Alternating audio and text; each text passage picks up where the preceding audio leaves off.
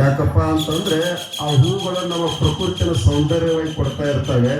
ಸ್ವಾಮಿಗಳ ಪಾದಕ್ಕೆ ಯಾಕೆ ಹೂ ಹಾಕ್ತೀರಂದ್ರೆ ಒಂದೇ ದಿನದ ಬದುಕು ಹೂ ಅದು.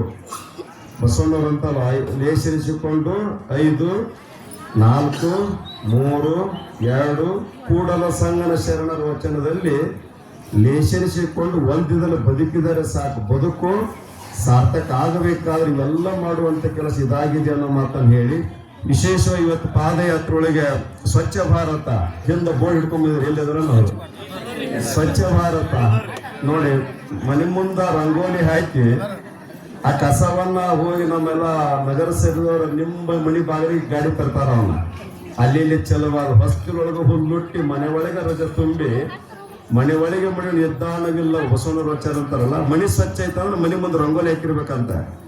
ಆ ರಂಗೋಲಿ ಹಾಕ್ಬೇಕಾದ್ರೆ ಒಳಗಿಂದ ಕಸ ಹೊಡ್ಕೊಂಡು ಬಂದು ಸ್ವಚ್ಛದ ಮನೆ ಸ್ವಚ್ಛ ಆಗ್ತದೆ. ಪಾದಯಾತ್ರೆ ಮಾಡೋ ಮುಖಾಂತರ ಮನೆನೂ ಸ್ವಚ್ಛ ಆಗ್ಬೇಕು, ಮನನೂ ಸ್ವಚ್ಛ ಆಗ್ಬೇಕು.